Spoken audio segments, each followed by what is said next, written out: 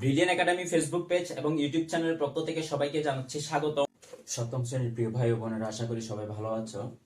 আজকে আমরা তোমাদের গণিত অধ্যায়ের প্রথম অধ্যায় যেটা আছে মূলদ ও অমূলদ সংখ্যা, সেটা নিয়ে আলোচনা করব। ভিডিওটা একটু হয়তো লম্বা হবে, তোমরা একটু মনোযোগ সহকারে দেখবা, আশা করি তোমরা বুঝতে পারবা। তো এখানে আছে দেখো মূলদ ও অমূলদ সংখ্যা। অবশ্যই তোমরা ষষ্ঠ শ্রেণীতে এই মূলদ এবং অমূলদ সংখ্যা সম্পর্কে পড়ছো। আমি আরেকটু তোমাদের রিমাইন্ড করে দিতে চাই, মূলদ সংখ্যা কোনগুলা? যে সংখ্যাকে দুটি সংখ্যার অনুপাত রূপে প্রকাশ করা যায় বা পি বাই কিউ আকারে প্রকাশ করা যায়, সেগুলো হচ্ছে কি মূলদ সংখ্যা। ঠিক আছে, তাহলে পি বাই কিউ আকারে যখন প্রকাশ করা যাবে, এখানে একটা কথা খেয়াল রাখবা, কিউ এর মান কখনো কি হবে না, শূন্য হইতে পারবে না। তাহলে পি বাই কিউ আকারে অর্থাৎ ভগ্নাংশ রূপে যখন প্রকাশ করা যাবে, সেটা হচ্ছে কি মূলদ সংখ্যা। যেমন ধরো 2, ঠিক আছে, তাহলে 2টাকে আমি কি সংখ্যা বলতে পারি? মূলদ সংখ্যা বলতে পারি। কিভাবে মূলদ সংখ্যা? দেখো, আমি যদি 10 ভাগ কত লিখি, 10 ভাগ 5, ঠিক আছে, তাহলে সমান কত আসে? 2। তারপর আমি যদি লিখি 8 ভাগ 4, তাইলে কত? 2। তাইলে এই সংখ্যাটা আমি ভগ্নাংশ রূপে কি করতে পারতেছি? প্রকাশ করতে পারতেছি। তাইলে এই জাতীয় যে সংখ্যাগুলো আছে, শুধু 2 না, এরকম আরো অনেকগুলো সংখ্যা আছে। তাইলে আমি এটার বিস্তারিত আলোচনা যাচ্ছি না, কারণ আমাদের এটা মূল পড়া নয়। তাইলে আমি জাস্ট একটু তোমাদের রিমাইন্ড করার জন্য বলতেছি। এখন আসো অমূলদ সংখ্যা, যে সংখ্যাকে এই বা পি বাই কিউ আকারে প্রকাশ করা যায় না। যেমন ধরো √2 কে কখনো তুমি ভগ্নাংশ রূপে কি করতে পারবে না? প্রকাশ করতে পারবে না। প্রকাশ করতে পারবে না মানে হচ্ছে, যেমন ধরো এই যে ভগ্নাংশকে রূপে আমি প্রকাশ করছি, এটার মান কত বেরিয়েছে? একটা পূর্ণ সংখ্যা আসছে। আবার এখানে এইভাবে তুমি যখন একটা মান এভাবে দিয়ে ভগ্নাংশ রূপে কখনো √2 বের করতে পারবা না। তাইলে এই কারণে এই সংখ্যাটা হচ্ছে মূলদ সংখ্যা নয়। তাইলে মূলদ সংখ্যা তাইলে এটা হচ্ছে অমূলদ সংখ্যা। তাইলে দেখো, এখানে পি বাই কিউ আকারে যেটা প্রকাশ করতে পারতেছি সেটা হচ্ছে মূলদ সংখ্যা, আর যেটা ভগ্নাংশ রূপে প্রকাশ করতে পারতেছি না সেটা হচ্ছে অমূলদ সংখ্যা। এখন আমাদের আজকের পড়ার মূল টপিক যেটা, সেটা হচ্ছে বর্গ ও বর্গমূল।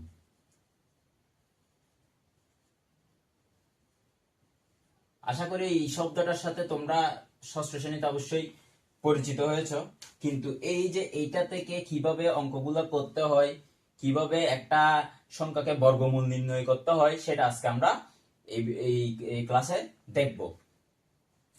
তাহলে বর্গ জিনিসটা কি? যেমন কোন সংখ্যাকে, যখন তোমাদের বইয়ে লেখা আছে কোন সংখ্যাকে সেই সংখ্যা দ্বারা গুণ করলে যে গুণফল পাওয়া যায়, সেটা হচ্ছে বর্গ।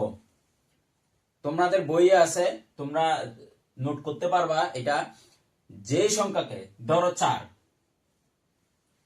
ঠিক আছে, 4 একটা কি সংখ্যা, এই 4 সংখ্যাটাকে তোমরা যখন কোন সংখ্যাকে সেই সংখ্যা দ্বারা গুণ করতে হবে, তাহলে 4 কে 4 দ্বারা গুণ করতে হবে, ঠিক আছে, যেই গুণফল পাওয়া যাবে। তাহলে 4 এর সাথে 4 গুণ করলে কত আসে? 16, ঠিক আছে, 4 এর সাথে 4 গুণ করলে আসে 16। তাহলে এটা হচ্ছে বর্গ সংখ্যা, ঠিক আছে, এই সংখ্যাটা হচ্ছে বর্গ সংখ্যা। একইভাবে যে কোনো সংখ্যা, যেমন ধরো 3 গুণ 3, তাহলে সমান আসে কত? 9। তাহলে এটা হচ্ছে কি বর্গ সংখ্যা, ঠিক আছে। তাহলে এইভাবে কোন একটা সংখ্যাকে সেই সংখ্যা দ্বারা যখন আমি গুণ করব, যে গুণফল পাওয়া যাবে সেটা হচ্ছে কি বর্গ সংখ্যা। আর বর্গমূল কোনটা? বর্গমূল হচ্ছে সংখ্যাটার, যেমন ধর এখানে কত আসছিল? 16, কতর সাথে কত গুণ করে? 4 এর সাথে 4 গুণ করে। তাহলে এই 16টা উৎপত্তি হয়েছে কোত্থেকে? এই 4 থেকে না? তাহলে এটার মূল কি? এই 4, ঠিক আছে। তাহলে এটাই হচ্ছে এই 16 এর কি বর্গমূল। অর্থাৎ এটাকে এইভাবে প্রকাশ করে, √16 সমান 4। এটা কিভাবে আসছে সেটা আমরা পরবর্তীতে দেখব। জাস্ট এটা হচ্ছে কোনটা বর্গ এবং কোনটা বর্গমূল, সেটা জাস্ট তোমাদের একটু বুঝিয়ে দিলাম। তাহলে বর্গ কোনটা? কোন সংখ্যাকে সেই সংখ্যা দ্বারা যখন গুণ করতেছি সেটা হচ্ছে কি বর্গ বা বর্গ সংখ্যা। আবার সংখ্যাটার গুণফলের যে গুণফলের যে তোমার সংখ্যাটার যে গুণফলটা আসছে কোত্থেকে? সেটা আসছে কোত্থেকে? 4 থেকে। এই 4টা হচ্ছে এটা কি বর্গমূল। বুঝা গেছে? আচ্ছা,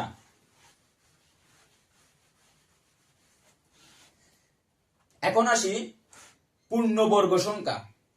পূর্ণবর্গ সংখ্যা, তাইলে তোমরা একটু লিখে নিতে পারো সেটা, যেই পূর্ণ সংখ্যা কিন্তু পূর্ণ সংখ্যা মানে হচ্ছে কি 1 2 3 4 1 2 3 4 এগুলো হচ্ছে কি পূর্ণ সংখ্যা। শুধু কিন্তু এগুলো পূর্ণ সংখ্যা এমন কোনো কথা নাই। -1 -2 -3 -4 এগুলো কিন্তু পূর্ণ সংখ্যা। ঠিক আছে? তাহলে আমরা এখন পড়তেছি কি পূর্ণ বর্গ সংখ্যা। পূর্ণবর্গ সংখ্যা। তাইলে দেখো যে পূর্ণ সংখ্যার বর্গমূল, যে পূর্ণ সংখ্যার বর্গমূল একটি পূর্ণ সংখ্যা হলে, যে পূর্ণ সংখ্যার বর্গমূল একটি পূর্ণ সংখ্যা হলে তাকে বলতেছি পূর্ণবর্গ সংখ্যা বা বর্গ সংখ্যা। তাইলে দেখো যেই পূর্ণ সংখ্যার বর্গমূল, এগুলো কিন্তু পূর্ণবর্গ সংখ্যা না, এগুলো হচ্ছে পূর্ণ সংখ্যা। এগুলো কি? এগুলো হচ্ছে পূর্ণ সংখ্যা। কিন্তু পূর্ণবর্গ সংখ্যা কোনটা? পূর্ণবর্গ সংখ্যা হচ্ছে, দেখো আমি একটু এটা মুছে ফেলি। ধরো 16, ঠিক আছে? 16কে তুমি কি করতে পারবা? বর্গমূল করতে পারবা। 16কে তোমরা বর্গমূল করতে পারবা। বর্গমূল করলে আসতেছে কত? 4। ঠিক আছে? তাইলে এই 16টা হচ্ছে কি পূর্ণবর্গ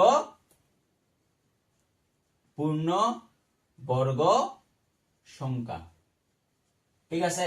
পূর্ণবর্গ সংখ্যার জিনিসটা, কনসেপ্টটা ক্লিয়ার হয়েছে? আশা করি হবে। যেমন ধরো এরকম আরো অনেক অগণিত সংখ্যা আছে। ঠিক আছে? সেগুলো কিভাবে বের করব, বর্গমূলটা কত হবে বা পূর্ণবর্গ কিনা, সেটা আমরা এরপর আস্তে আস্তে আলোচনায় আমরা আসব। যেমন ধরো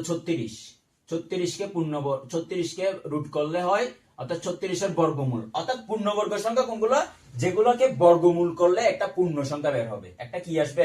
পূর্ণ সংখ্যা। দশমিক আসলে সেটা পূর্ণবর্গ হবে না। যেমন ধরো 22। ঠিক আছে? এই 22 সংখ্যাটা বর্গমূল করা যাবে না।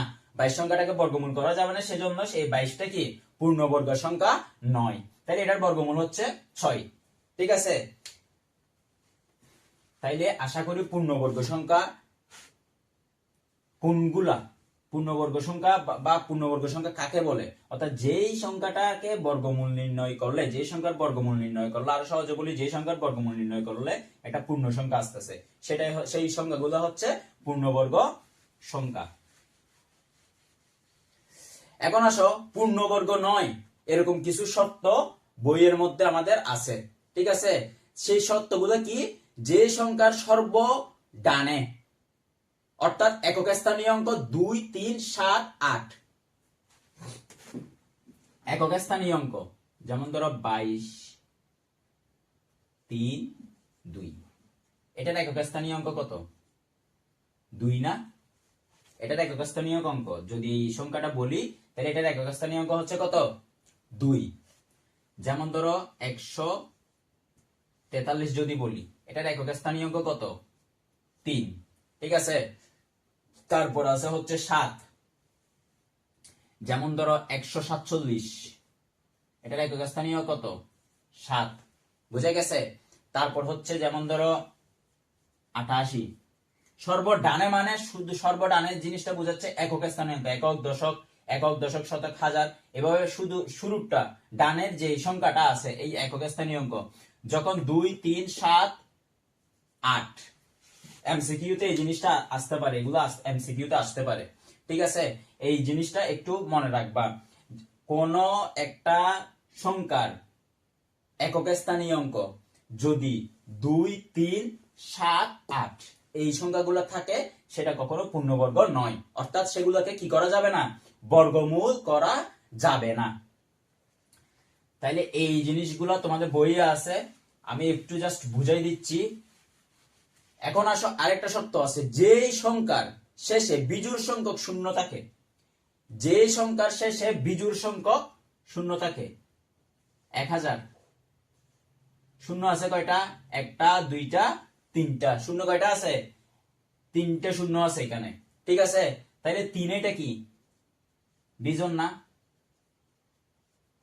3 এটা হলো বিজোড়, বিজোড় সংখ্যক শূন্য, বিজোড় সংখ্যক শূন্য।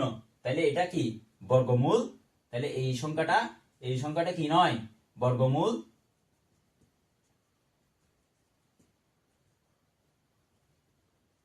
বর্গমূল নয় না লিখে তোমরা লিখতে পারো পূর্ণবর্গ সংখ্যা নয়, পূর্ণবর্গ সংখ্যা নয়। তাহলে আমরা দুইটা জিনিস পাইছি, একটা হচ্ছে একক স্থানীয় অঙ্কে 2, 3, 7, 8 এই সংখ্যাগুলো থাকলে সেটা পূর্ণবর্গ নয়। চোখ বন্ধ করে বলে দিতে পারবো। কোন একটা সংখ্যার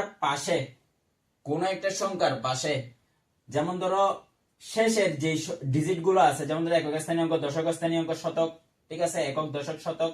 এই একক, দশক, শতকে যদি এইভাবে শেষ থেকে যদি সর্ব ডান থেকে যদি 3টা শূন্য থাকে কোন একটা সংখ্যার, যেমন ধরো 1, 2, 3, কি হবে না? এটার বর্গমূল নির্ণয় করা যাবে না, এটা পূর্ণবর্গ নয়। কিন্তু তার বিপরীতে যদি জোড় সংখ্যা থাকে, জোড় সংখ্যক শূন্য থাকে, শূন্য কয়টা? 2টা, 2 এটা কি জোড় সংখ্যা। তাহলে জোড় সংখ্যক শূন্য থাকলে তখন সেটার বর্গমূল বা পূর্ণবর্গ সংখ্যা হবে। তাহলে এটা হচ্ছে 10। আশা করি জিনিসটা তোমরা বুঝতে পারছো। এখন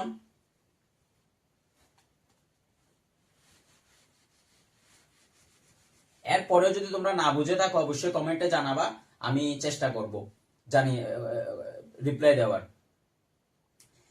এখন আসো কোন একটা সংখ্যা, আমরা মূল টপিকে এখন আসতেছি।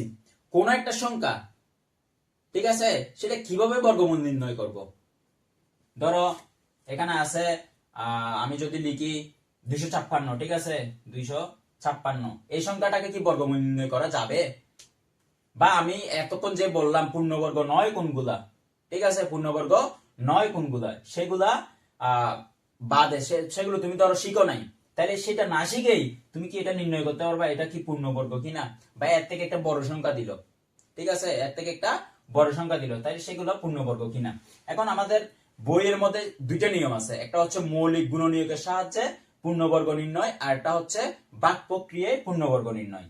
আমরা আজকে জাস্ট শুধু কিভাবে মৌলিক গুণনীয়কের সাহায্যে করে এবং কিভাবে বাক প্রক্রিয়ায় করে সেই দুইটা জিনিস একটু শিখবো, এরপরে আমরা অনুশীলনের অঙ্কগুলোতে যাব। তাহলে মৌলিক গুণনীয়ক কোনগুলা? মৌলিক গুণনীয়ক গুলো হচ্ছে দুইটা জিনিস দেখবা। মৌলিক একটা কথা আছে, মৌলিক, তারপর হচ্ছে গুণনীয়ক। তাহলে মৌলিক সংখ্যা কি আগে সেটা তোমার থেকে জানতে হবে। মৌলিক সংখ্যা কোনগুলা? আশা করি তোমরা জানো, যে সংখ্যাকে ওই সংখ্যা ছাড়া অন্য কোন সংখ্যা দ্বারা ভাগ যায় না। যদি না জেনে থাকো তাহলে এটা একটু নোট করে নিবা। যে সংখ্যাকে ওই সংখ্যা ছাড়া অন্য কোন সংখ্যা দ্বারা ভাগ যাবে না সেটাই হচ্ছে কি মৌলিক সংখ্যা। যেমন 5 কে 5 ছাড়া অন্য কোন সংখ্যা দ্বারা ভাগ যাবে? 13 কে 13 ছাড়া অন্য কোন সংখ্যা দ্বারা ভাগ যাবে? এরকম আরো অনেকগুলো মৌলিক সংখ্যা আছে, এগুলোই হচ্ছে মৌলিক সংখ্যা। ঠিক তদ্রূপ যে গুণনীয়ককে ওই গুণনীয়ক ছাড়া অন্য কোন গুণনীয়ক দ্বারা ভাগ করা যাবে না তাকে কি বলতেছে? মৌলিক গুণনীয়ক। তাহলে গুণনীয়ক জিনিসটা কি? গুণনীয়ক জিনিসটা হচ্ছে একটা সংখ্যাকে কোন কোন সংখ্যা দ্বারা ভাগ যাচ্ছে, ঠিক আছে? যেমন ধরো 16 কে কত দিয়ে ভাগ যায়? 2 দিয়ে ভাগ যায়, 4 দিয়ে ভাগ যায়, 8 দিয়ে ভাগ যায়, ঠিক আছে? আবার এক হচ্ছে সাধারণ, প্রত্যেকটা অঙ্কের হচ্ছে সাধারণ গুণনীয়ক। তাইলে এই যে সংখ্যাগুলা এগুলো হচ্ছে গুণনীয়ক। কার গুণনীয়ক? 16 এর গুণনীয়ক, ঠিক আছে? 16 এর গুণনীয়ক। আশা করি তোমরা জিনিসটা বুঝতে পারছো। তাইলে এখন যেমন ধরো আমি এখানে 16 এর গুণনীয়ক লিখছি কত, 2 4 8, ঠিক আছে, 2 4 8। কিন্তু আমি এখানে আমার এমন কিছু, যদি আমি 16 এর বর্গমূল করতে চাই মৌলিক গুণনীয়কের সাহায্যে, তোমরা একটু লিখবা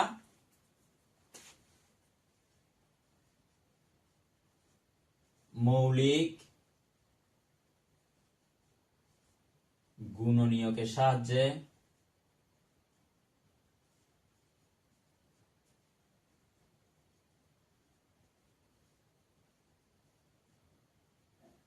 বর্গমূল নির্ণয়।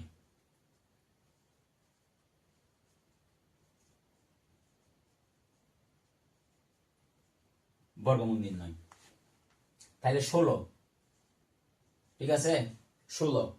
তাহলে এটার আমি গুণনীয়ক গুলো বের করব, কিন্তু গুণনীয়ক বের করার সময় অবশ্যই খেয়াল রাখতে হবে আমি এখানে এখানে এমন একটা সংখ্যা সংখ্যা গুণনীয়ক নিতে হবে আমার, যেই সংখ্যাটা হচ্ছে মৌলিক সংখ্যা।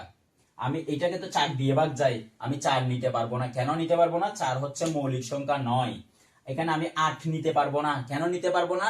অর্থাৎ এটাকে সরাসরি আমি 8 দিয়ে ভাগ দিতে পারবো না। কেন পারবো না? কারণ 8 এটা মৌলিক গুণনীয়ক নয়। তাহলে আমার এমন সংখ্যা নিতে হবে যেটা হচ্ছে মৌলিক গুণনীয়ক। তাহলে আসে 2। 2 কিন্তু মৌলিক সংখ্যা, খেয়াল রাখবা। 2 হচ্ছে কি মৌলিক সংখ্যা। তাহলে 8। 8 কে এমন 4 দিয়ে কি ভাগ দিতে পারবো না। 8 কে ভাগ দিতে হবে কত দিয়ে? 2 দিয়ে। তাহলে 2 দিলে কত হয়? 4। আবার 4 কে 2 দিয়ে দিলে 2। ঠিক আছে, জিনিসটা একটু বুঝে নাও। 16 কে 2 দ্বারা ভাগ করলে 8, 2 দ্বারা ভাগ করলে 4, 2 দ্বারা ভাগ করলে 2। তাহলে এখানে যে সংখ্যাগুলো নিব সেটা প্রত্যেকটা সংখ্যার ক্ষেত্রে, এটা হচ্ছে ছোট সংখ্যা বিধায় আমি সরাসরি করতে পারছি। এর চেয়ে বড় বড় সংখ্যা আসতে পারে মৌলিক গুণনীয়কের সাহায্যে। যেমন ধরো এখানে একটা সংখ্যা লিখছিলাম 256, সেরকম আসতে পারে, বা হাজারের উপরে কোন সংখ্যা যাইতে পারে, তখন সেটা তোমাদের আস্তে ধীরে করতে হবে। তাহলে এখানে কয়টা 2 বের হইছে? এখানে 2 বের হইছে, 1টা 2টা 3টা 4টা। তাহলে বর্গমূল কত হবে? আমরা এমনি এর আগে দেখছি যে 16 এর বর্গমূল কত? 4, ঠিক আছে। তাহলে খেয়াল করো, 16 সমান লিখতে পারি 2 গুণ 2 গুণ। তাহলে দেখো এখানে গুণনীয়ক হচ্ছে কয়টা? 1টা 2টা 3টা 4টা, ঠিক আছে। তাইলে মৌলিক গুণনীয়কের সাহায্যে আমরা যখন বর্গমূল নির্ণয় করব, এখানে জোড়ায় জোড়ায় আমার থেকে ভাগ করতে হবে। একটা জোড়া একটা জোড়া, অর্থাৎ 2টা মিলে একটা 2 লিখবো, এই 2টা মিলে একটা 2 লিখবো, ঠিক আছে। তাহলে এই 2টা মিলে একটা 2, এই 2টা মিলে একটা 2। তাহলে এরকম যদি আরো থাকে, যেমন ধর এখানে 2 আরো এক জোড়া আছে, বা 3 থাকলে ধরো 3 গুণ 3, পাশে এই 2টা থেকে একটা লিখবো। তাহলে এখানে আসলো কত? 2 এর সাথে 2 গুণ করলে 4। তাহলে আমরা এর আগেও বর্গমূল নির্ণয় করছি কি, 16 এর বর্গমূল নির্ণয় করছিলাম কত? এই 4। বুঝা গেছে? তাইলে এটা হচ্ছে মৌলিক গুণনীয়কের সাহায্যে বর্গমূল নির্ণয়।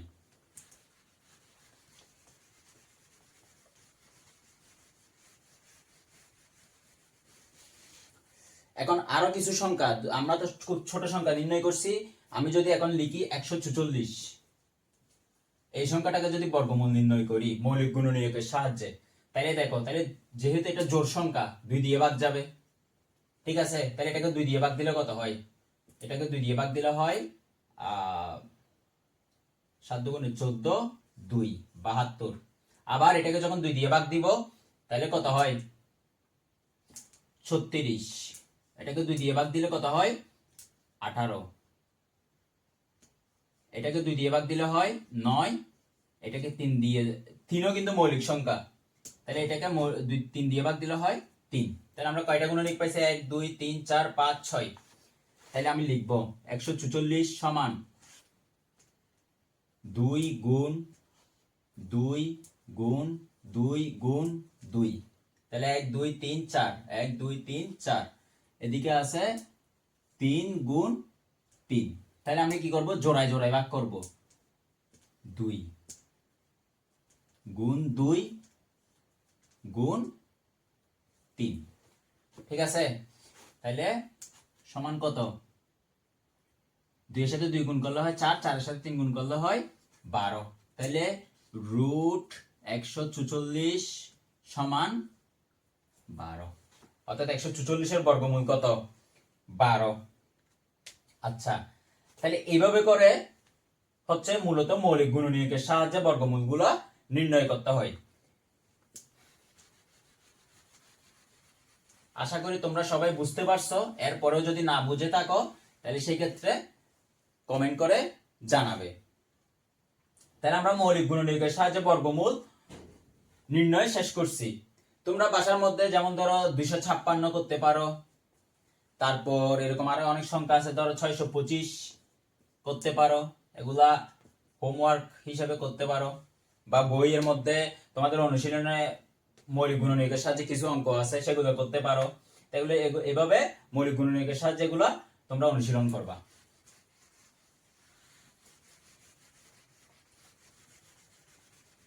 এখন বইয়ের মধ্যে যে একটা নিয়ম আছে সেটা হচ্ছে বাক প্রক্রিয়ায় বর্গমূল নির্ণয়।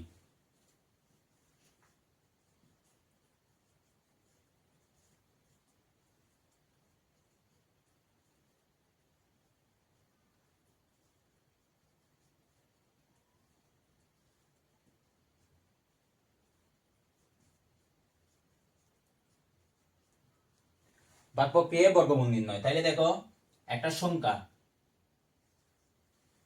যদি লিখি 7921, এটাকে কি করব? বাক প্রক্রিয়ায় বর্গমূল নির্ণয় করব। তাহলে বাক প্রক্রিয়ায় বর্গমূল নির্ণয় করার জন্য প্রথম নিয়ম হচ্ছে এই বাম পাশ থেকে আমি যে সংখ্যাটা লিখব, বাম পাশ থেকে দুইটা দুইটা সংখ্যা আগে ভাগ করে আলাদা করতে হবে। এভাবে মাথার মধ্যে দাগ দিয়ে দিয়ে দুইটা দুইটা সংখ্যা আলাদা করে লিখতে হবে। এভাবে লিখে তারপর প্রথম ধাপ হচ্ছে এই কাজটা করা। যেমন ধরো এখানে যদি ধরো একটা সংখ্যা থাকে, কথার কথা 1, এটাকে আলাদা করে একটা দাগ দিতে হবে। কথা বুঝতে পারছি? তাইলে এখন কাজ হচ্ছে, আমরা এমনি সচরাচর ভাগ করি কিভাবে? ধরো 144 কে আমি যখন 2 দিয়ে ভাগ দিব, 144 কে আমরা 2 দিয়ে ভাগ দিব, তাহলে 2 এর সাথে 7 গুণ করলে এখানে কত হয়?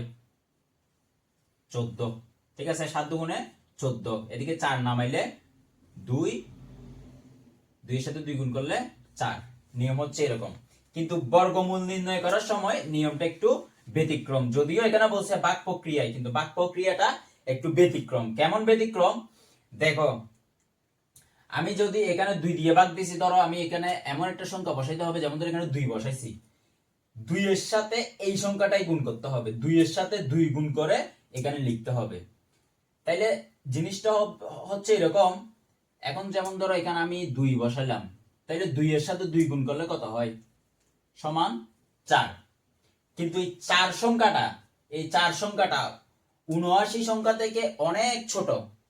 তাহলে আমাকে এমন একটা সংখ্যা এখানে বসাইতে হবে, যেই সংখ্যাটা বসাইলে সে যেই সংখ্যা, যেমন ধরো এখানে 2 বসাইছি না, 2 এর সাথে 2 গুণ করতেছি। এখানে যদি আমি ধরো 4 বসাই, ঠিক আছে, তাহলে 4 এর সাথে 4 গুণ করতে হবে। তাহলে 4 এর সাথে 4 গুণ করলে কত হচ্ছে? 16। তাহলে 79 থেকে অনেক ছোট হয়ে যায়। তাইলে আমাকে এইভাবে বসাই বসাই বসাই বসাই অঙ্ক সংখ্যাগুলো দেখতে হবে এটার সাথে মিলে যায় বা এটা থেকে কাছাকাছি ছোট। এই 79 থেকে মিলে যায় বা কাছাকাছি কি ছোট। তাইলে আমি বসাইতে পারি কত? 8। ধর এখানে আমি কত বসাইলাম? 8 বসাইলাম। ঠিক আছে, তাহলে 8 এর সাথে কি গুণ করতে হবে? আবার 8 গুণ করতে হবে। তাহলে 8 এর সাথে 8 গুণ করলে কত হয়? 64। ঠিক আছে, তাহলে 8 এর সাথে 8 গুণ করলে হয় 64। তাহলে এই 64 থেকেও এটা আর একটু মানে কাছাকাছি যায় কিনা দেখতে হবে। কাছাকাছি যায় কিনা দেখতে হবে মানে হচ্ছে 64-র পরে ধরো 65 আছে, 63 আছে, 67 আছে, 70 আছে, মানে কাছাকাছি 88 79 মিলে যাইতেও পারে, আবার নাও যাইতে পারে। কিন্তু তাহলে এর পরের সংখ্যা দেখবো 9। 9 বসাইলে কত হয় দেখি? 9 এর সাথে 9 গুণ করলে কত হয়? 81। কিন্তু এই 81 এটা থেকে কি বড় হয়ে যাচ্ছে। তাইলে আমার থেকে কাছাকাছি মিলতেছে এই সংখ্যাটা হচ্ছে 8। তাইলে এখানে বসাইতে হবে এইরকম। 8 এর সাথে 8 গুণ করছি, এখানে যত বসাবো সেই সংখ্যার সাথে ওই সংখ্যা গুণ করতে হবে। তাইলে 8 এর সাথে 8 গুণ করলে কত হয় 64। ঠিক আছে, এখন ঠিক একইভাবে ভাগ প্রক্রিয়ার মতো বিয়োগ করব। 9 থেকে 4 বিয়োগ দিলে কত হয় 5। ঠিক আছে, 7 থেকে 1 বিয়োগ দিলে কত হয়, সরি 7 থেকে 6 বিয়োগ দিলে কত হয় 1। ঠিক আছে, 15। এখন কাজটা কি দেখো, এখন কাজটা হচ্ছে এই যে 8 আমার যে সংখ্যাটা আসছে, যে সংখ্যাটা বসাই আমি কাছাকাছি একটা সংখ্যা বসাই, ওই সংখ্যার সাথে গুণ করে 64 বসাইছি, এই সংখ্যাটার সাথে দ্বিগুণ করে এদিকে বসাইতে হবে। অর্থাৎ এখানে যদি আমি 8 আছে, এই এখন আমার সংখ্যাটা আসছে কত 8, তাহলে 8 এর সাথে দ্বিগুণ করে এখানে বসাইতে হবে। তাহলে 8 এর সাথে দ্বিগুণ করলে একটু ফাঁকা রেখে, এখান থেকে একটু ফাঁকা রেখে তোমরা বসাবা। কেন বসাবা সেটা বলতেছি। তাহলে 8 এর সাথে দ্বিগুণ করলে কত হয় 16। ঠিক আছে, তাহলে 16 বসালাম। এখন দেখতে হবে এই 16 সংখ্যাটা এই সংখ্যা থেকে বড় নাকি ছোট। তাহলে এই সংখ্যাটা থেকে কি এটা বড়, 16 বড়, তাহলে এটার মধ্যে কি যাবে না, ভাগ যাবে না। তাহলে আমার থেকে 21। এখানে আমরা করি কি ভাগ প্রক্রিয়ায় শুধু একটা নামাই, একটা নামাইলে কি হয় এটা থেকে একটু বড়, এখন 152 16 থেকে বড়, তাহলে আমরা ভাগ প্রক্রিয়া এরকম করি। কিন্তু এইটার ক্ষেত্রে ভাগ বর্গমূল নির্ণয় করার ক্ষেত্রে দুইটা সংখ্যা জোড় নামাইতে হবে, জোড়া সংখ্যাটা নামাইতে হবে। ঠিক আছে, তাহলে 21 নামাইছি। এখন আমার মূল কাজটা কি একটু দেখো, এখানে আমার 16 আছে না, তাহলে 16 আমি কি লিখলাম। ঠিক আছে, এখন আমার এই 16টা বরাবর থাকবে, এটার সাথে মিলাইতে হইলে আমার পাশাপাশি ধরো আমি এখানে 3 বসাইলাম। ঠিক আছে, 16 এর পরে কত বসাইছি 3 বসাইছি। 3 বসাইলে এই 3 এর সাথে এখানে যত বসাবো তত এখানে কি করতে হবে গুণ করতে হবে। 3 এর সাথে 3 গুণ করলে কত হয় 9। ঠিক আছে, 3 এর সাথে 6 গুণ করলে 18, হাতে থাকে কত 1।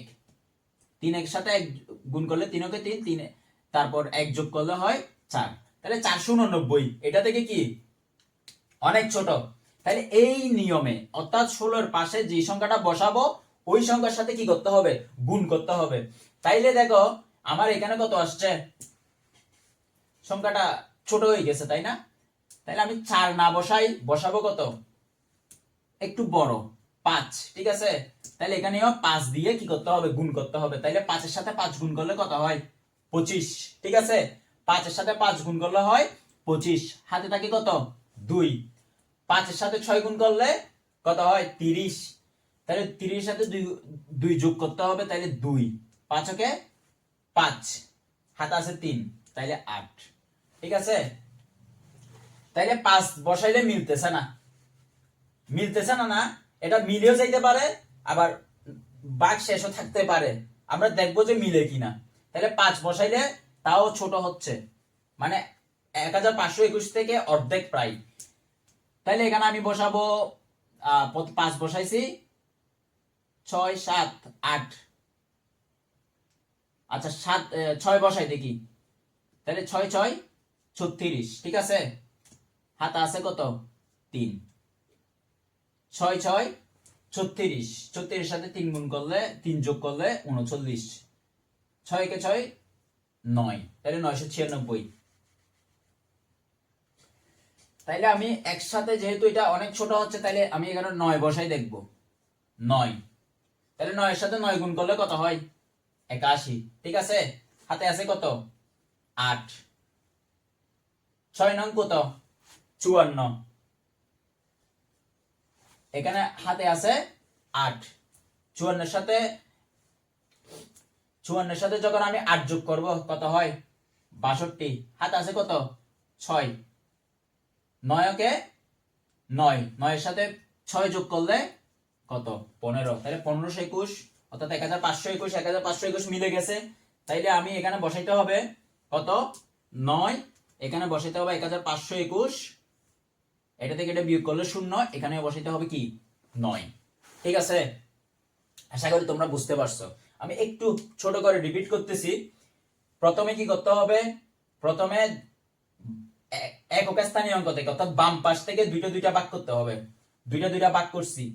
তাইলে এখানে এমন একটা সংখ্যা বসাইতে হবে যেটা ওই সংখ্যার সাথে গুণ করলে, এখানে যেমন ধরো 8 বসাইছি, 8 এর সাথে 8 গুণ করলে এটার কাছাকাছি বা মিলে যায় এমন সংখ্যা আসে মতো, তাইলে সেই সংখ্যাটা হচ্ছে 8। 8 এর সাথে 8 গুণ করলে হয় 64। ঠিক আছে, তাহলে 64 থেকে এটা বিয়োগ করলে 79 থেকে 64 বিয়োগ করলে কত হয় 15 বসাইলাম। তারপর 8 এর দ্বিগুণ, এখানে যে সংখ্যাটা থাকবে সেই সংখ্যার দ্বিগুণ বসাইতে হবে এখানে, অর্থাৎ 2 গুণ করতে হবে। এক কথায় শেষ, তোমরা নোট করে রাখতে পারো, এখানে যে একটা প্রথমে সংখ্যা যেটা আসবে সেটার সাথে 2 গুণ করতে হবে। 8 দুগুণে কত 16। ঠিক আছে, তারপর হচ্ছে এখন 15টা 16 থেকে কি ছোট, তাইলে আমার থেকে এখানে সংখ্যা নামাইতে হবে। সংখ্যা নামানোর ক্ষেত্রে খেয়াল রাখতে হবে সংখ্যা দুইটা নামাইতে হবে, জোড়া সংখ্যা, একটা নামাইলে হবে না, এটা হচ্ছে নিয়ম। তারপরে 21, তাইলে 1521 হয়েছে। এখন 16 এর পাশে যে সংখ্যাটা বসাবো সেই সংখ্যার সাথে, যে যেমন ধরো এখানে 16 এর সাথে আমি 6, প্রথমে ছিল 16, এটার পাশে যখন 9 বসাইছি তাইলে হয়েছে 169। তাহলে 169 এর সাথে এখানে যে সংখ্যাটা বসাবো সেই সংখ্যায় কি করতে হবে গুণ করতে হবে, গুণ করে আমার এটা আসছে। তাহলে আমাদের মৌলিক গুণনীয়কের সাহায্যে এবং ভাগ প্রক্রিয়ার সাহায্যে যে বর্গমূল নির্ণয়ের পদ্ধতি, আশা করি তোমরা বুঝতে পারছো। তোমরা বাসার মধ্যে কিছু এগুলা অনুশীলনের গুলো প্র্যাকটিস করতে পারো, বা নিজে নিজে কিছু সংখ্যা লিখে সেগুলো প্র্যাকটিস করতে পারো। পরবর্তী ক্লাসে আমরা আরো বিস্তারিতভাবে আলোচনা দেখব। তোমরা এই সংখ্যাটা ভাগ প্রক্রিয়ায় করে রাখতে পারো।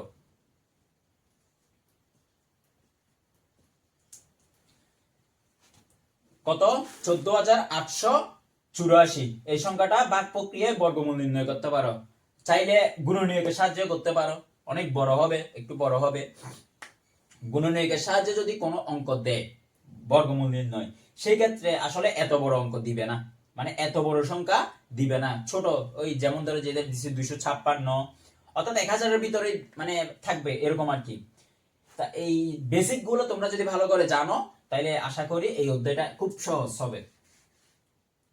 আজকের মতো ক্লাসটা এখানেই শেষ। তোমরা পরবর্তী ক্লাসে আমরা অনুশীলনের অঙ্কগুলা প্র্যাকটিস করব।